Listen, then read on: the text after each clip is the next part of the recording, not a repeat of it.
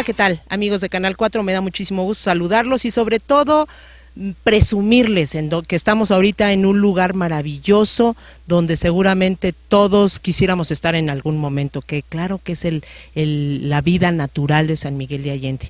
Quiero decirles que vamos a dar inicio a 2 programas espectaculares que hemos diseñado para todos ustedes, junto con la asociación Vía Orgánica, asociación civil, que junto con Canal 4 y Proyección Cultural Sanmiguelense estamos haciendo un esfuerzo importante para hacer estos programas que no tienen otro fin más que el mostrarles a ustedes cómo se hacen los huertos y que sean huertos orgánicos, comida saludable para toda la familia. Quiero presentarles a Azucena, quien es la representante y la experta de Vía Orgánica, que nos va a llevar a lo largo de estos programas a conocer los secretos de cómo plantar, qué plantar, dónde plantar, qué utilizar, y no importa que no tengas un gran espacio en tu casa. Si tienes una esquinita, con eso es suficiente. Azucena, me da muchísimo gusto saludarte y agradezco infinitamente el esfuerzo que Vía Orgánica está haciendo para llevar a cabo estos programas. No, pues bienvenidos y esperemos les guste el trabajo que juntos pues trabajaremos y les vamos a mostrar a todo el público. Bien. Pues entonces no se despeguen del Canal 4 porque seguro les va a encantar. Nos vemos luego.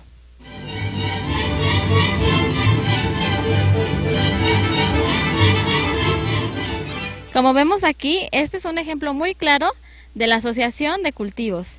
En este espacio podemos ver un diseño agradable a la vista y además es un ejemplo de cómo podemos combinar algunas plantas que pueden ser amigas entre sí y que pueden tener muchos beneficios en nuestro huerto y que depende también la sanidad de nuestro huerto.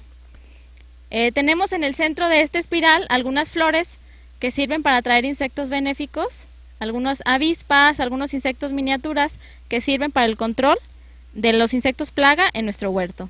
Otro ejemplo es que tenemos en las orillas oréganos, una planta rastrera, y es una planta que nos ayuda a mejorar las condiciones del suelo, que sanitiza el suelo por medio de sus raíces y que sus olores ocasionan que los insectos que pueden llegar a ser plaga se vayan, es decir, que es un repelente.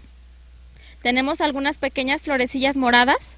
Esas pequeñas florecillas moradas son mirto y ese mirto sirve para atraer algunos insectos que son parasitoides.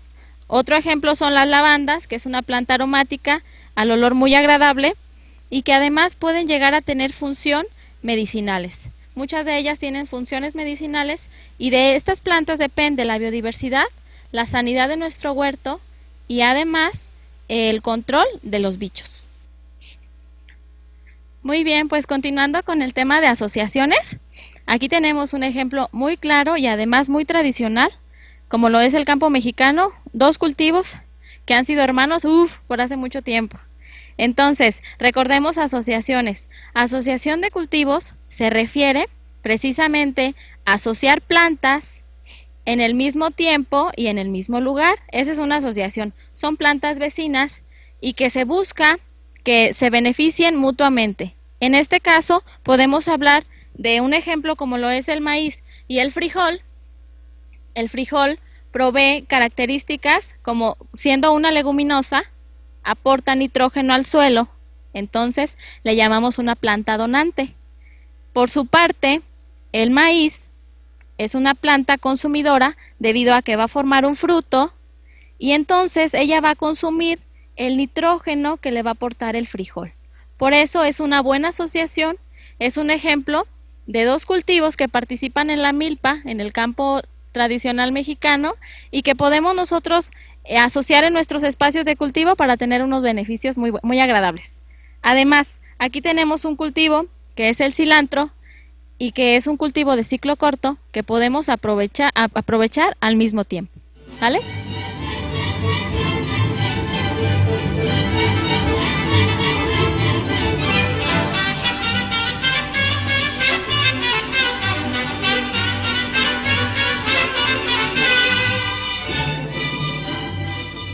Muy bien, en esta ocasión, y continuando con el tema de asociación de cultivos, vamos a hacer el ejemplo de un buen equipo. Cuando hacemos asociación de cultivos, en realidad lo que hacemos es como un equipo de fútbol. asociamos plantas como el defensa y como el delantero y como el lateral para que se ayuden y entonces el resultado de su cultivo como de su partido de fútbol pues sea ganar todos, poner de su parte lo que les corresponde y entonces beneficiarse mutuamente.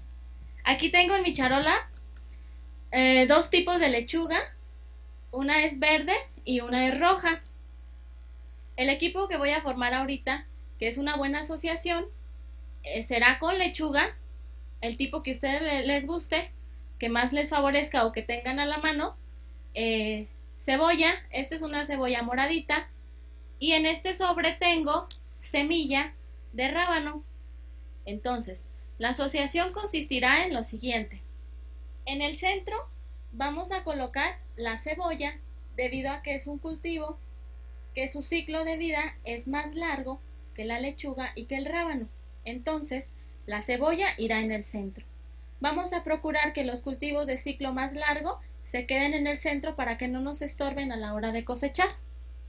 Muy bien. El siguiente cultivo que vamos a colocar es la lechuga. Colocamos la lechuga a cada lado de las cebollas, que es un cultivo de ciclo más corto, y finalmente vamos a sembrar el rábano. A diferencia de la cebolla y de la lechuga, que son plantas, vamos a sembrar el rábano a la orilla de la lechuga. Entonces nuestro equipo va a ser el siguiente, va a quedar cebolla al centro, lechuga laterales y a las orillas los rábanos. La cebolla la vamos a cosechar aproximadamente en 120 días, la lechuga la vamos a cosechar en 4 semanas y el rábano lo vamos a cosechar en 3 semanas. Esta mezcla de cultivos, el beneficio que aporta mutuo entre ellos es que repele a los bichos, que mejora el sabor y que además a nivel del suelo las raíces también cumplen una función muy buena, que es sanitizar el suelo y a lo mejor limpiarla de los patógenos que se pueden desarrollar a nivel de las raíces. ¿Sale? Entonces colocamos la cebolla al centro a una distancia correspondiente según el cuadro de sus medidas, colocamos la lechuga a cada lado y finalmente sembramos el rabanito que va a germinar aproximadamente en 3 días y lo cubrimos. Entonces, podemos aprovechar el espacio con 3 cultivos al mismo tiempo y además de una manera sana y ecológica. ¿Sale?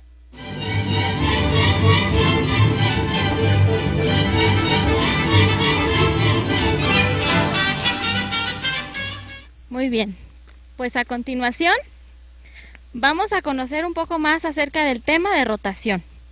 Como ustedes recordarán, es necesario que cada vez que hagamos nuestro huerto, nuestros cultivos de traspatio, tenemos que tener plantas aromáticas, como ya lo hemos visto, y plantas con flores, como podemos ver aquí. Estas plantas las podemos colocar en los extremos de nuestro huerto, es decir, en las esquinas, en algunos rinconcitos, a donde podamos colocar plantas que su función va a ser atraer insectos benéficos, ser un reservorio para ellos y además contribuir al equilibrio de nuestro huerto. ¿Sale? Nos van a ayudar mucho al equilibrio y la estabilidad de nuestro huerto. Y eso también habla de la sanidad de nuestro huerto. Muy bien. Regresando al tema de rotaciones. Rotaciones, vamos a dar una explicación así bien práctica para recordarlo. Rotación significa plantas que vamos a colocar en el mismo sitio, pero en diferente momento, es decir, en diferente lugar. Podemos jugar con las estaciones del año. Una planta la pongo en primavera, una en verano, una en otoño y una en invierno. Es decir, no repetimos el mismo cultivo en el mismo lugar. Muy bien. Aquí, como podemos observar, el cultivo de alcachofa está ahora muy explosivo debido al buen temporal que hemos tenido. Este cultivo se coloca aquí en primer momento y posteriormente, cuando se coseche, es decir, cuando termine su producción, entonces necesitaremos colocar aquí otro cultivo, es decir, un cultivo donante, un cultivo que nos aporte al suelo. En este caso encontramos al grupo de las leguminosas, un grupo de plantas que aportan nitrógeno al suelo, como lo vimos en un ejemplo anterior. A mi lado derecho tengo el albahaca, otro cultivo que nos provee de hojas para hacer algunos guisos y comidas diferentes. Este cultivo, cuando termine su ciclo, lo vamos a cambiar de lugar. Y por poner un ejemplo muy práctico y muy sencillo, el albahaca lo puedo colocar en el lugar de la alcachofa y viceversa. La alcachofa el próximo ciclo crecerá en este sitio. Y así contribuimos a que el desgaste en el suelo no sea siempre el mismo. Contribuimos también a que el consumo de los nutrientes sea de una manera alternada y no sea siempre la misma planta y el mismo consumo. Entonces vamos a ver aquí que hay plantas que comen mucho, hay plantas que casi no comen y hay plantas que dan, que se llaman donantes. Así las podemos clasificar y hacer una rotación adecuada de nuestro huerto. Recordando siempre que debemos colocar plantas florales o plantas aromáticas a cada esquina de nuestras cabeceras o nuestras esquinas de nuestro huerto. Muy bien, ese sería para rotación.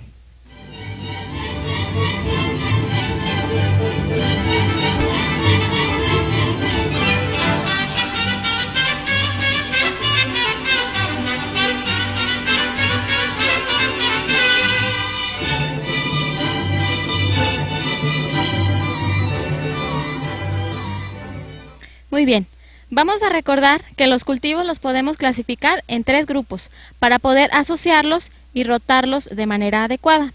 Esos 3 grupos se llaman donantes, se llaman cultivos ligeros y se llaman cultivos consumidores fuertes. Entonces, podemos tener aquí un ejemplo de un cultivo donante. Un cultivo donante lo llamamos así debido a que tiene la característica de aportarle al suelo nitrógeno. En este caso tenemos el frijol. Pertenece al grupo de las leguminosas y es un buen ejemplo de los donantes. Asimismo, podemos tener cultivos donantes, haba, chícharo, ejote, garbanzo. Todo el grupo de las leguminosas proveen al suelo esa característica, aportan nitrógeno y entonces donan, por eso los llamamos donantes. Es decir, que fijan en el suelo nitrógeno y que aportan a los demás cultivos.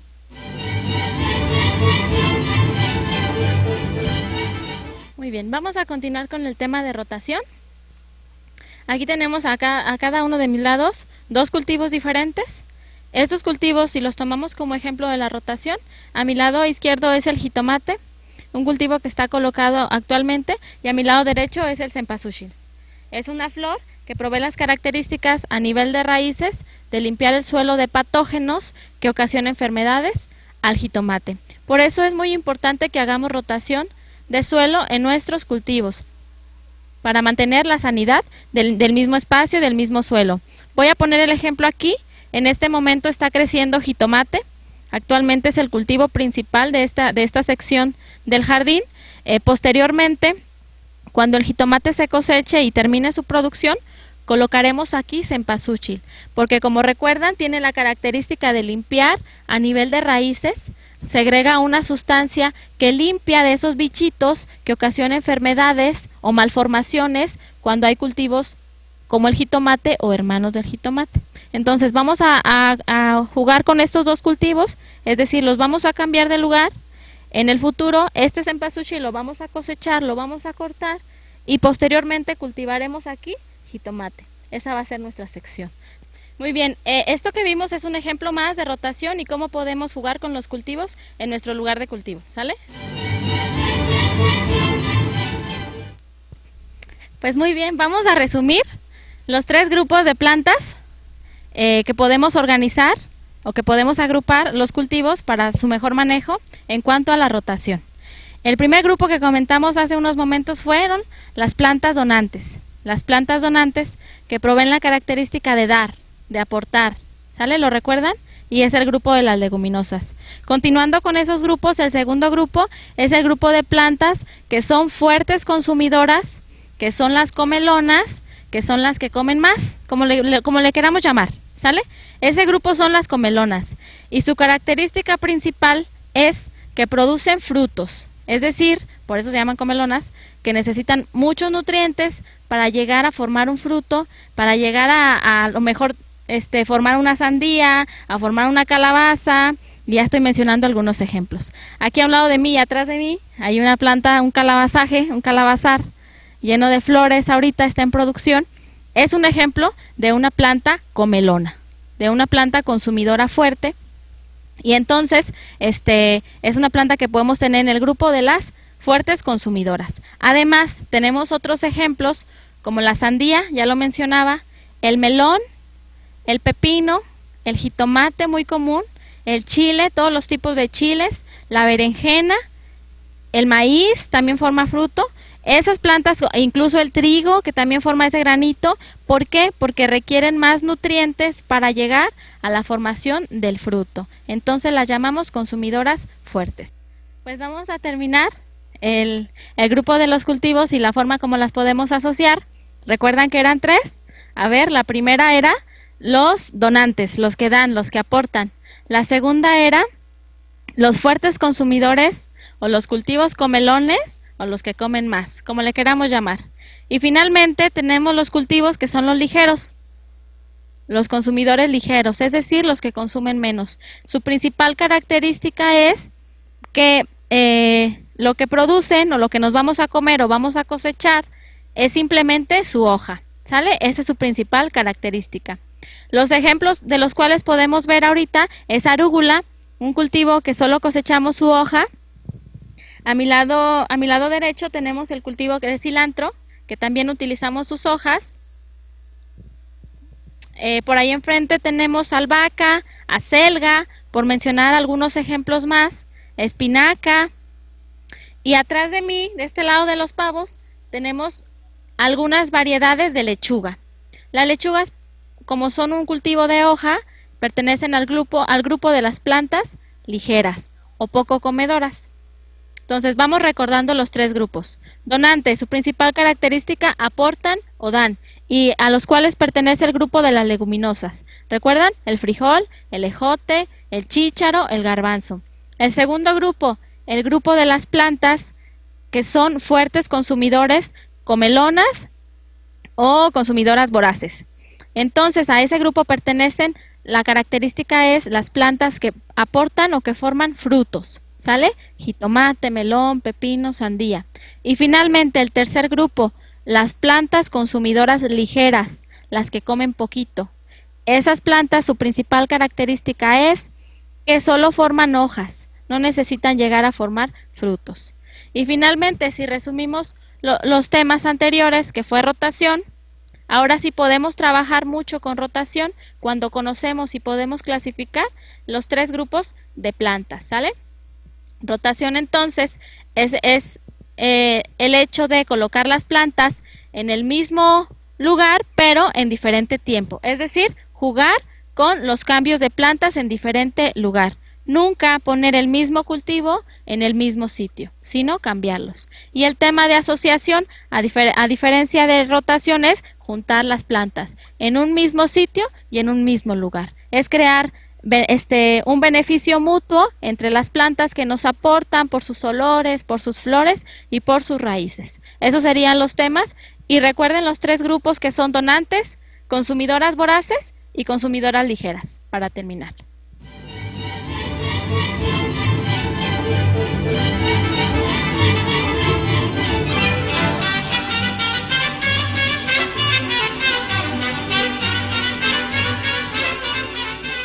Muy bien. Vamos a recordar y a platicar un poco más acerca del calendario o la calendarización de los cultivos. Es importante conocer cómo podemos agrupar o clasificar a los cultivos en las distintas épocas del año. Eso nos va a ayudar a programar y a organizar nuestra plantación. Se hace que cultivemos donde sea, en nuestra azotea, en un huerto comunitario, en un parque o incluso pues aquí en un rancho, en un área rural. Tenemos que tener en cuenta las épocas del año y qué cultivos se van a adaptar a qué época del año. Es muy importante. Para hacerlo más fácil, lo podemos agrupar. A mí me gusta hacerlo como en 3 categorías: los cultivos de calor, los cultivos de frío. Podemos agrupar los otros cultivos de época templada y finalmente habrá cultivos que se adaptan o que podemos producir todo el año. Es decir, que se pueden adaptar a la época calurosa y que se pueden adaptar muy bien a las épocas frías o frescas. Entonces, una vez que conocemos cuáles son, pues es más fácil jugar con todos los temas anteriores y con las épocas. Para favorecer nuestra producción es importante cultivar de acuerdo a la estación del año. Porque si cultivamos una cosa que no se da en ese momento, es como luchar, es como energía, es como demasiada energía, demasiada inversión de tiempo. Entonces es recomendable hacerlo en la época que le corresponde. Muy bien, pues estas categorías que les mencioné las vamos explicando y vamos ejemplificando.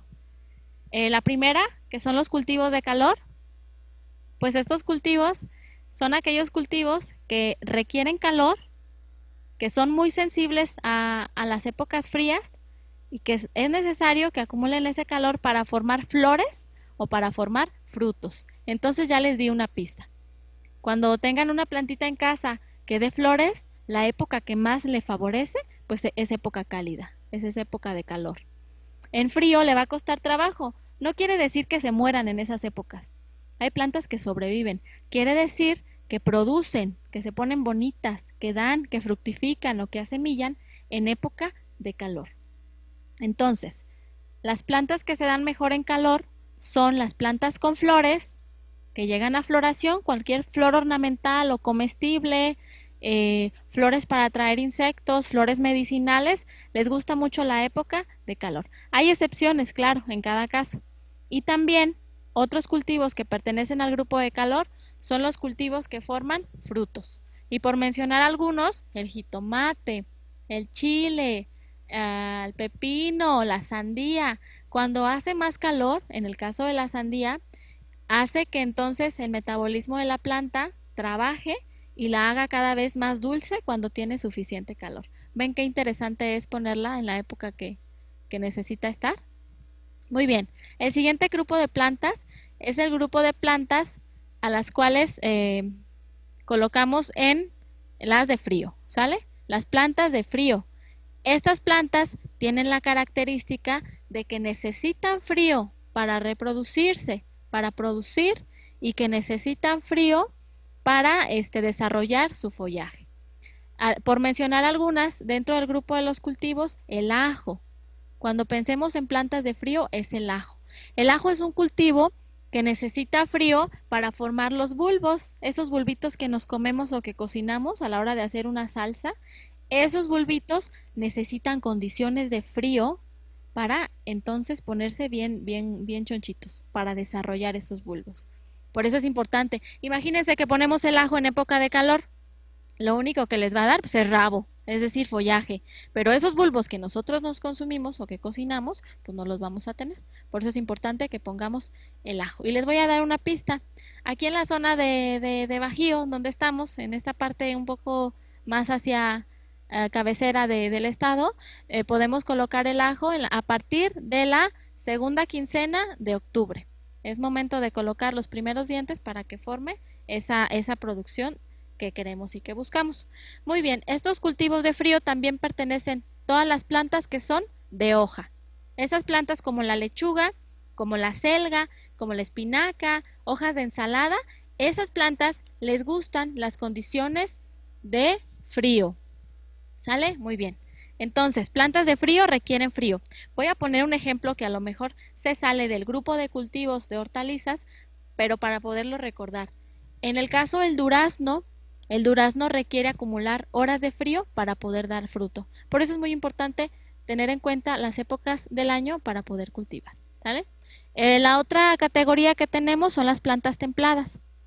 Esas plantas de clima templado o de época templada son aquellas plantas que se ponen de lo más feliz en época de verano, con lluvia, cuando hay mucha humedad, cuando hay días nublados. Esas plantas que se ponen bonitas. En esas plantas podemos tener incluso las que son de climas un poco frescos, como la selga, por poner algunos ejemplos, la zanahoria, por mencionar algunos otros, el rábano, algunos otros tipos de lechuga, la cebolla, que son de climas templados.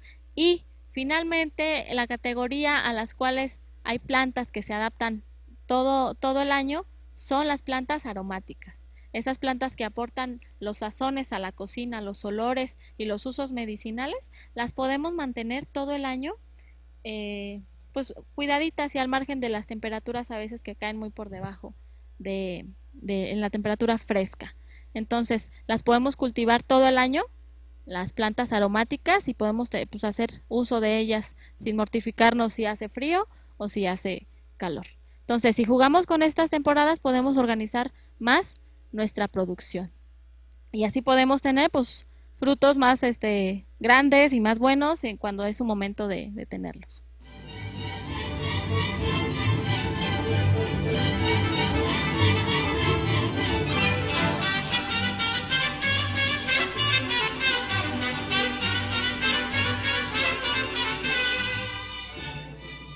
Pues hemos llegado al tema y a la hora de hablar un poco más de los insectos y conocer un poco más de las formas de los insectos, cómo se van a presentar en nuestro huerto, en nuestros cultivos y cómo los podemos identificar. Entonces, vamos a clasificarlos como los insectos que son benéficos en nuestro huerto, esos insectos que queremos que estén ahí, que se pueden llamar parasitoides, depredadores, esos que polinizan, que son muy importantes, y el otro grupo de insectos que no son benéficos en nuestras plantas, es decir, que en cantidades nos pueden ocasionar daños y pérdidas en nuestros cultivos. Por mencionar algunos ejemplos de insectos benéficos, es importante conocer, a lo mejor han visto en su huerto a las catarinitas, son pequeños insectos que generalmente están en las florecillas, a las mantis religiosas, que es otro insecto benéfico. El grupo de los insectos que son avispas también son insectos buenos.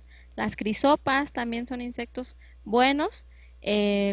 Muchos de los insectos pequeñitos, diminutos que vemos, algunos de ellos y en su mayoría pertenecen al grupo de los insectos benéficos. Fíjense que del grande mundo que hay de los insectos, de los millones de insectos que existen clasificados, solo el 10% nos puede ocasionar daños en las plantas, y todo el 90% que tenemos de la diversidad de insectos son benéficos.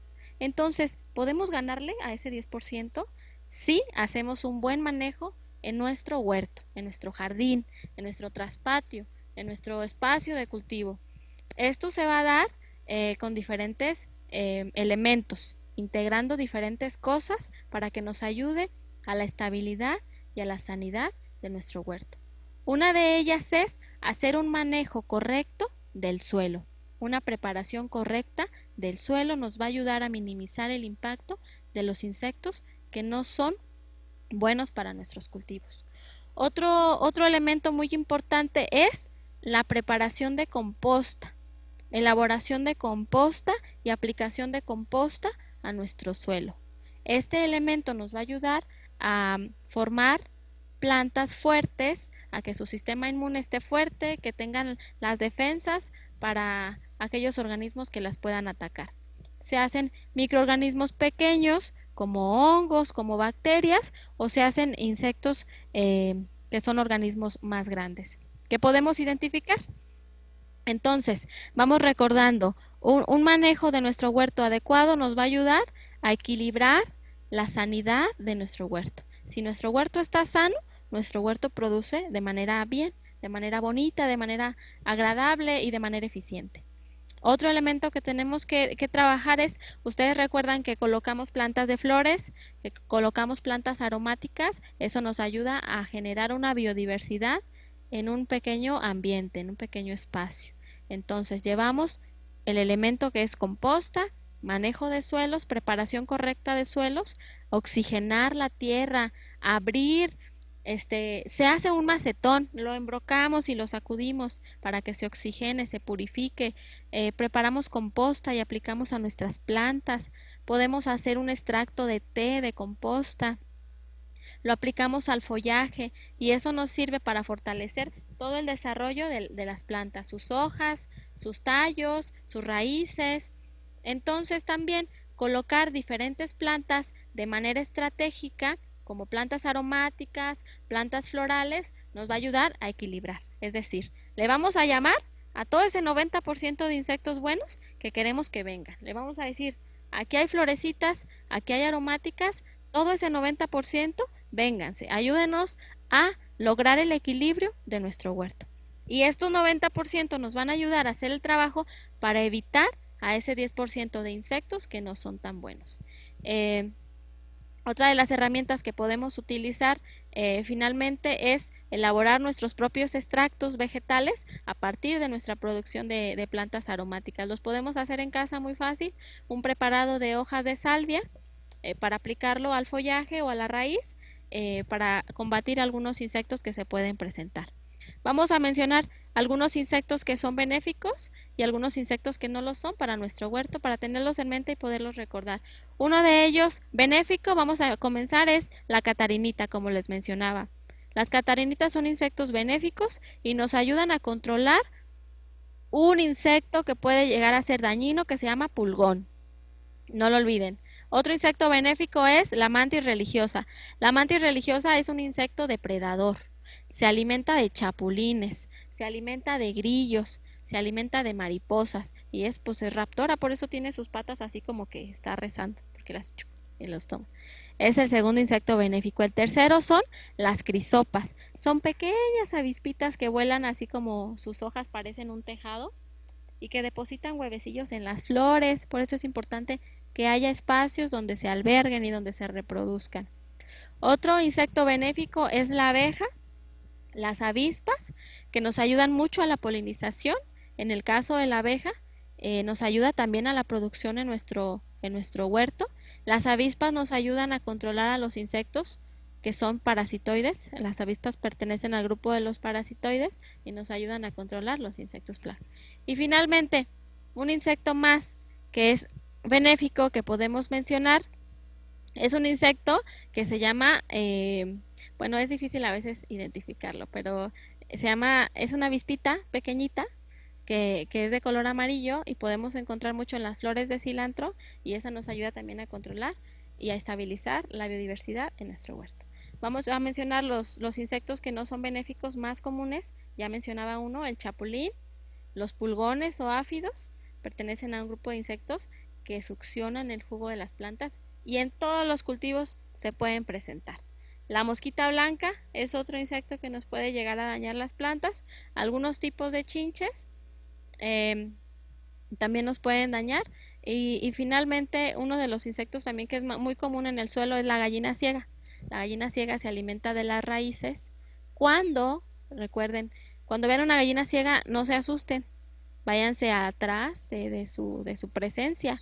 Cuando hay una gallina ciega alimentándose de sus raíces, es señal de que el suelo necesita materia orgánica. Y cuando le ponemos materia orgánica, logramos estabilizar las condiciones. Y la gallina ciega, pues va a vivir porque pertenece al entorno, pertenece al ambiente, pero no nos va a dañar nuestros cultivos. Entonces, esa importancia que tienen los insectos en nuestro huerto, no solo es la polinización, es que nos van a ayudar a generar esa biodiversidad y a equilibrar. Eso sí, nunca piensen que van a tener una planta intacta de un bicho. ¿Por qué? Porque si hay un bicho, seguramente está el que lo controla. Ese es el equilibrio. No esperemos ver plantas totalmente limpias de las hojas, porque pues los bichos existen hace muchos miles de años. ¿Sale? Entonces aquí tenemos un ejemplo de las flores que pueden atraer a esos insectos, como son el girasol. Es un cultivo bien rústico. Es un cultivo que se da en época de calor, con poca necesidad de agua. Su color amarillo atrae a ciertos insectos benéficos, sirve de una casa de huéspedes, por así decirlo, para los bichos buenos, y además repele algunas palomillas que no las queremos en nuestro huerto. O sea, es importante que tengamos, además que se ven bonitos. Cultivemos no solo para comer, cultivemos también para que el suelo esté sano y para que por consecuencia nuestro huerto también esté sano.